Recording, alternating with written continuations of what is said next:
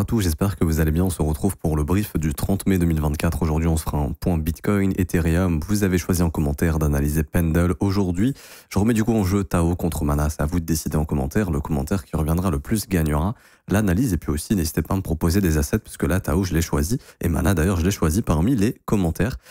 Donc, c'est vous qui décidez également. Avant de faire le point Bitcoin, Ethereum, bonne nouvelle, on est à plus de 300 membres dans l'équipe. Donc, vous avez ici les équipes qui ont le plus de membres. Regardez, on est monté top 5 actuellement. C'est énorme. On est 5e. C'est pas parce qu'on n'est pas premier qu'on pourra pas gagner. Je pense qu'on pourra pas dépasser l'équipe ici avec 5700 personnes, mais les prix vont se répartir en fonction des équipes. Donc là, on a clairement nos chances de pouvoir gagner quelque chose à la fin de la compétition. Donc n'hésitez pas à nous rejoindre. Pour ceux qui veulent rejoindre l'équipe et participer au tournoi, il y a jusqu'à 5 millions de dollars à gagner. Le lien, il est juste ici. Vous cliquez sur le premier lien en commentaire épinglé de cette vidéo. Donc, tous les liens utiles concernant mon contenu, ça va vous ramener sur cette page. Donc, si vous n'êtes pas déjà inscrit sur Bitget, vous cliquez sur ce lien, vous vous faites un petit compte et ensuite, donc sur le premier lien ici, et ensuite, vous cliquez sur le deuxième lien juste ici, KCGI, 5 millions à gagner. Et comme ça vous permettra de rejoindre l'équipe directement. Et donc là, on est plus de 300, donc on est top 5. Donc, c'est énorme en fait. Et je pense qu'on peut clairement au moins monter top 3. Top 2, ça peut être compliqué, mais top 3. Et si on est top 3, on a vraiment énormément de chances de gagner des prix. Et ensuite, les prix vous sont répartis à vous, les membres de l'équipe. Donc, il y a vraiment moyen de gagner quelque chose de sympa. Donc, vraiment, n'hésitez pas à rejoindre et à participer à la compétition. C'est gratuit et ça peut faire gagner tout le monde. Donc, c'est super cool. Donc, voilà, vous avez toutes les infos. N'hésitez pas à nous rejoindre. Et je vous tease un petit truc, mais on arrive au bout d'un gros projet qui devrait voir le jour ce week-end, je pense, peut-être vendredi. Donc, restez branchés. Mais je pense que c'est la chose la plus attendue. Donc, de mon point de vue, je pense que c'est la meilleure chose qui peut arriver.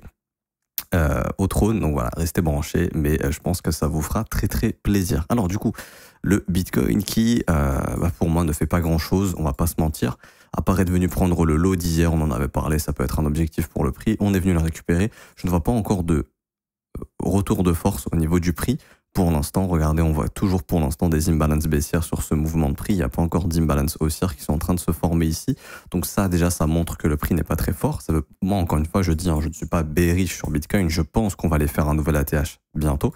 Maintenant, comme je dis, avant d'aller faire ce fameux ATH, je pense qu'il est assez probable d'aller faire un tour sous les 65 700, voire de revenir dans cette zone ici, entre 63 000 et 64 500, avant d'aller faire cet ATH. Voilà, c'est un peu mon hypothèse.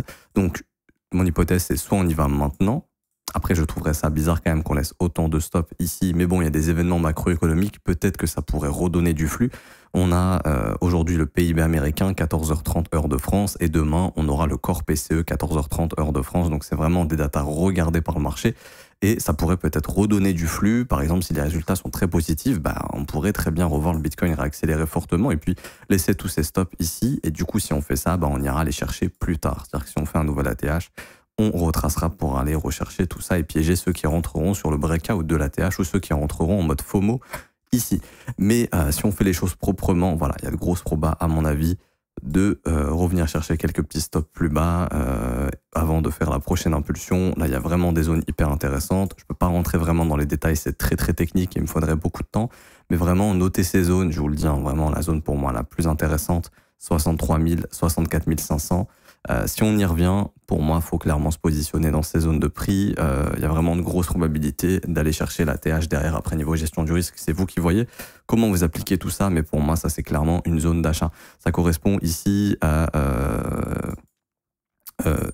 comment dirais-je, le prix a fait des choses qui sont vraiment pas mal.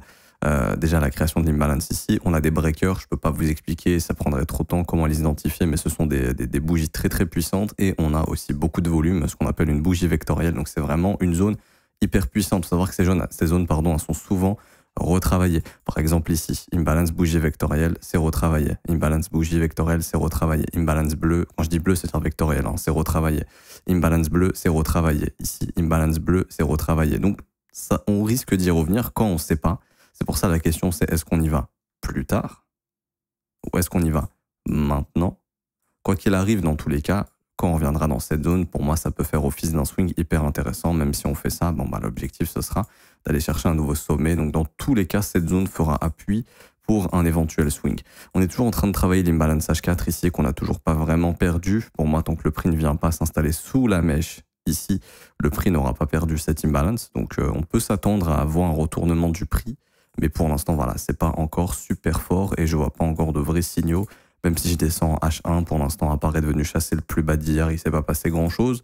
Qui dit news echo dit liquidité, donc généralement, on pourrait très bien les s'attaquer au plus haut de mardi, donc venir aux 69 000 $ avant éventuellement de reprendre du flux baissier si l'objectif est d'aller récupérer tout ce que vous voyez ici, des plus bas daily, des plus bas weekly, la zone des 65 700, je vous ai indiqué ici, hein, il y a vraiment une grosse zone de stop qui s'accumule ici, donc ça serait une éventualité.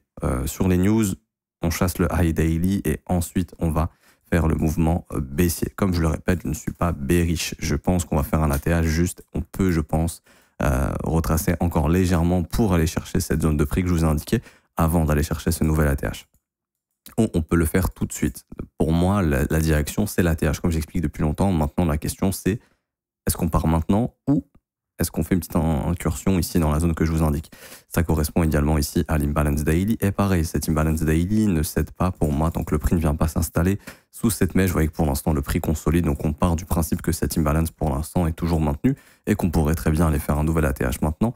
Venir sous les 66 000, pour moi, ça m'indiquerait que le prix aura envie de venir dans cette imbalance daily ici. Donc, c'est la même zone que je vous ai indiqué en H4. En daily, ici, c'est 63 100 $, 64 500 $. Vous voyez, on commence à accumuler pas mal de stops ici, là, au-dessus de ce creux. Donc voilà, ça pourrait faire sens si jamais de faire quelque chose comme ceci. Concernant ETH, alors, ETH, ici, vous vous souvenez, on a pris les stops dans le haut du range, on en parlait hier, mais au niveau du comportement du prix, il y a une petite dynamique baissière qui se forme et pour l'instant, il n'y a pas de retournement au niveau de cette dynamique baissière. Pour l'instant, en tout cas, moi, de ce que je vois, je ne vois pas de changement. Le marché fait toujours, comme on a vu hier, creux, sommet descendant. Et là, on commence à arriver proche d'une zone de stop assez forte. Vous voyez ici, là, il y a quand même 3 lows daily. Donc, il y a le low d'hier, il y a le low daily du 26 mai et il y a le low daily du 25 mai. Donc, ça de mémoire, c'était samedi. Ouais, et ça, c'était dimanche. Et en plus de ça, on a ici, juste là, quasiment en equal low. Donc, je pense qu'il y a beaucoup de stops sous les 3709 $. Ça me semble être l'objectif. J'en ai déjà parlé plein de fois. Et puis, on verra si le marché arrive à faire également la déviation au sud. Donc là, je vais vous retirer l'indicateur, mais ici, on a fait la déviation au nord du range. On peut très bien faire la déviation au sud. Maintenant, pour moi, je pense qu'il y a de grosses probabilités de revoir, et quand, j'en sais rien, encore une fois, j'ai déjà expliqué, mais je pense que, j'en ai déjà parlé, mais je pense que Ethereum reviendra chercher ces niveaux de prix ici. Cette imbalance entre 3418 et 3118 $, pour moi, c'est une zone hyper intéressante. Et bon, il y a d'autres niveaux qui sont assez cool, mais je vous donne la zone en large, j'en mets 3127, 3247, franchement, si on y revient, c'est un gift, c'est un cadeau que le marché fait pour acheter de l'Ethereum pas cher, pour vraiment se positionner en amont d'une future vague haussière plus importante. Donc là, ce serait vraiment un cadeau avant de partir, grâce au flux des ETF qu'on aura sur Ethereum, d'où les institutions vont probablement s'exposer, peut-être au moins que l'exposition qu'elles ont eue sur le BTC, mais on risque d'avoir de l'exposition sur Ethereum. Et donc, après, l'objectif pour moi, quand les ETF vont arriver, ça sera très probablement d'aller chercher un nouvel ATH. Donc là, le nouvel ATH, c'est les 4800 $ et quelques, juste ici. Pour moi, ce sera clairement l'objectif du marché quand les ETF vont être approuvés et que l'argent institutionnel rentrera. Je pense que voilà, c'est ici que le prix ira. Donc en gros, ça permettrait de se positionner pour ceux qui ne sont pas encore dans le train sans rentrer ici si ça ne les intéresse pas. Voilà, d'avoir une dernière petite baisse avant d'aller récupérer plus haut l'ATH, etc., etc. Donc voilà, c'est un peu l'idée que je me fais d'Ethereum pour l'instant. Rien n'est gagné puisque pour l'instant, il n'a toujours pas quitté son range. On voit qu'on est pour l'instant bloqué dans ce trading range ici avec cette bougie. Et le marché est simplement en train de errer au sein de cette bougie. Et pour l'instant, il n'y a toujours pas de résolution ni de direction. Pas plus de choses à dire pour ETH. Rappelez-vous, ETH BTC, je reviens dessus vraiment rapidement. Parce que pour moi, c'est assez intéressant. J'en ai déjà parlé, mais voilà, ETH BTC, je pense qu'on a bottom, vu la structure qui est en train de se mettre en place. Cassure du dernier sommet descendant. Ici, il y a un breaker, donc c'est hyper bullish. Et donc, il y a de grandes chances que le prix revienne ici, chercher ce niveau pour ensuite pousser plus haut. Et après, les objectifs, j'en ai déjà parlé, mais 0,61, 0,70, on peut même pousser plus haut si on le souhaite. Éventuellement, carrément, aller chercher au-dessus des 0,088. Et là, on aura vraiment un Ethereum qui performe beaucoup. Je pense pas qu'Ethereum passera devant Bitcoin, personnellement. Donc si jamais le prix revient vers ces sommets, je pense que là tout le monde va dire oui, Flippening, Bitcoin, Ethereum, machin, et à chaque fois que ça arrive, c'est un top pour Ethereum face au Bitcoin. Allez sur Google Trends, vous écrivez juste Flippening Ethereum, vous verrez qu'à chaque fois que les résultats sont très élevés, que les gens cherchent ça sur Internet, généralement c'est le top de ETH face au BTC. Pour l'instant, là, les gens s'en foutent un petit peu d'Ethereum, j'ai l'impression. Il y en a pas mal, justement, ici, je voyais qui disaient oui, Ethereum, c'est bon, il fait plus rien, il est mort, machin. Je pense qu'il y a beaucoup de gens ici qui ont capitulé et ça me semble être le point de bottom ici pour avoir éventuellement une reprise haussière. Mais avant, je pense que le prix peut revenir faire un petit tour dans cette zone de prix ici, 0,049, 0,051 pour faire la prochaine vague haussière. Ça, on est bon. Voilà, j'ai pas plus de choses à dire. Et puis, on passe aux alts. Donc, Pendle ici, qui graphiquement, c'est pas un asset que j'achèterais pour de l'investissement, pour tenir ce trade longtemps. J'achète pas au niveau de résistance ici, bien évidemment, mais graphiquement, c'est plutôt sympa pour ceux qui sont dedans, dans le sens où j'en avais parlé, mais le prix ici est juste venu combler l'imbalance weekly. Et je vais vous rappeler, les imbalances vectorielles sont souvent retravaillées. Vous voyez ici, imbalance, pardon, je vais y arriver. On va dire en français inefficience ici de bougie vectorielle, et donc le marché y est revenu à combler tout ça et est parti.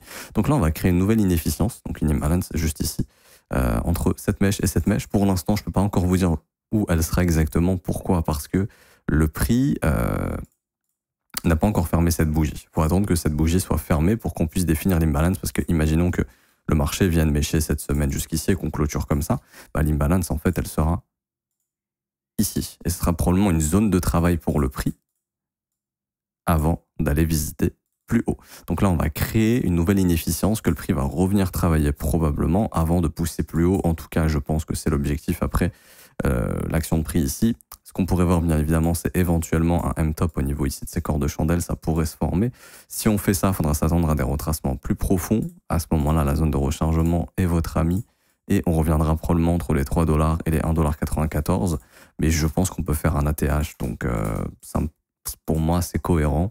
Il y a un concept que j'utilise qui est simplement le fait que le marché se déplace de IRL en ERL. Qu'est-ce que veut dire? Que veut dire IRL? C'est Internal Range Liquidity, et ERL, External Range Liquidity. Donc la liquidité interne au range et la liquidité externe au range. Les imbalances sont de l'IRL et ici nos sommets sont des ERL, et on part du principe que une fois que le marché, je vous le fais en gros, mais le concept c'est beaucoup plus compliqué que ça, je vous le fais vraiment en gros, on part du principe qu'une fois que le marché est venu chercher une nouvelle ERL, donc c'était elle, il ira chercher de l'IRL, et donc l'IRL c'est quoi? C'est les imbalances qu'on voit ici. Donc une fois que ça a été atteint, on part du principe que le prix va aller chercher une nouvelle ERL, donc faire un nouvel ATH. Donc je pense que c'est ce qui va se passer. Maintenant, on peut ne pas y aller tout de suite, mais on peut ici d'abord combler l'imbalance qui va se former, et ensuite aller chercher cette nouvelle ERL. Et ensuite, par exemple, si on fait ici un nouvel ATH, en fait, on aura cherché une nouvelle ERL. Donc ensuite, le marché reviendra chercher de l'IRL, c'est-à-dire éventuellement, peut-être par exemple des imbalances qui se sont créés ici, pour ensuite aller revisiter plus haut. Je vous invite à checker ça, backtester ça sur toutes les unités de temps, que ce soit du daily, weekly, 1 heure, 4 heures. Vous verrez que ça fonctionne pas mal. Et c'est généralement comme ça que le marché va se déplacer. Par exemple, je n'ai pas d'exemple précis ici, BTC. Et je m'arrêterai ici pour aujourd'hui. Après, je vous donnerai les objectifs aussi pour Pendle en cas de nouvelle ATH. Mais voilà, Bitcoin ici a déclenché une ERL. Il est venu chercher l'IRL ici. Donc l'objectif, c'est d'aller chercher l'ERL. Ici, on avait déclenché une ERL. Hop, le prix ici avait une IRL juste ici. On est venu chercher l'IRL avant d'aller faire une nouvelle ERL, etc., etc. Même exercice ici, ERL, on est venu dans l'IRL, on a fait une nouvelle ERL, ERL ici, on est venu dans l'IRL, on a fait une nouvelle ERL, etc., etc. Ça fonctionne très très bien. Bon, je sais que ça peut être compliqué, surtout que je peux pas trop rentrer dans les détails, sinon ça prendrait 3 plombes. Mais voilà, il faut juste se dire que c'est la façon dont le marché va se déplacer. Il monte, il laisse des inefficiences, il les comble, il continue de monter. Et quand il est baissier, il baisse, il laisse des inefficiences, il les comble et il baisse. Par exemple, là, je pourrais vous montrer ça sur le Bitcoin en H4 ou H1, par exemple, ou sur ETH. On chute, on a des inefficiences, on les comble, on a l'ERL ici, on fait une nouvelle ERL. On a une inefficience ici qu'on est venu combler, on descend, on a une nouvelle inefficience ici qu'on est venu combler, on descend, etc., etc. Et du coup, pour Pendle, les objectifs sont assez simples. On prend le dernier sommet ici, on prend le lot, Et ici, on vient tracer ce qu'on appelle la garage zone. Donc, c'est une extension au niveau du nombre d'or. Donc, pour ceux qui connaissent un petit peu la suite de Fibonacci, vous savez que ça se retrouve un peu partout sur la planète. Et donc, du coup, on s'est rendu compte que c'était souvent des niveaux qui étaient respectés aussi sur les marchés financiers. Bizarrement, les maths, on les retrouve partout. Et ici, vous avez généralement l'objectif des 1,618 qui va être atteint, donc 161,8% de retracement. Donc on part du principe que si on a un nouvel ATH, pour Pendle, un objectif réaliste, ça pourrait être autour des 9,84 $. Et ici, ça nous ramène en fait autour des 10 $. Donc en cas d'ATH, on pourrait partir du principe que Pendle pourrait aller chercher les 10 $. Ici, bien évidemment, on n'exclut pas la possibilité de voir ce M-top se former, qui peut être chassé plus tard éventuellement. Mais voilà, moi, je vais plutôt partir du principe ici, juste regarder en daily graphique un peu ce qu'il nous donne. Là, par exemple, sur Pendle, on aurait le concept. Notre ERL est ici. Hop, on peut venir chercher cette imbalance. En plus, là, il y a beaucoup de stops au même endroit. Il y a ces creux relatives equal low juste ici. Donc, je pense que Pendle va venir dans cette imbalance ici, chercher au moins les 5,75 $. On pourrait prendre le seuil médian de l'imbalance ici à 5,42 pour pousser à aller faire un nouvel ATH. Donc là, littéralement, moi j'ai une idée de trade ici. Je prends le swing high juste ici, une entrée, le stop loss il se met ici, au niveau de cette bougie ou au niveau de cette mèche. Ça, c'est vous qui décidez. Moi, je pense qu'on peut partir déjà sur cette mèche. C'est plus agressif, mais sur du daily, moi en tout cas, je peux me le permettre. Et au niveau du sommet, voilà, aller chercher le RL, une des trades toute bête, 3,48. Et il y a de grosses probabilités que ça puisse passer puisque le flux est haussier et que le marché généralement maintient ses imbalances de bougies vectorielles pour ensuite aller faire de nouveaux sommets. On comble les inefficiences et ensuite on pousse pour faire un nouveau sommet. Donc déjà, prendre ce sommet. Donc si on prend lui, on prendra la TH. Idéalement. Je m'arrête ici, j'espère que ça vous aura plu. Si c'est le cas, n'hésitez pas à laisser un pouce bleu, vous abonner si ce n'est pas déjà fait. N'hésitez pas à rejoindre l'équipe, vraiment, vous allez rater quelque chose si vous ne rejoignez pas, parce qu'on est 5e, je ne m'attendais pas à être 5e honnêtement.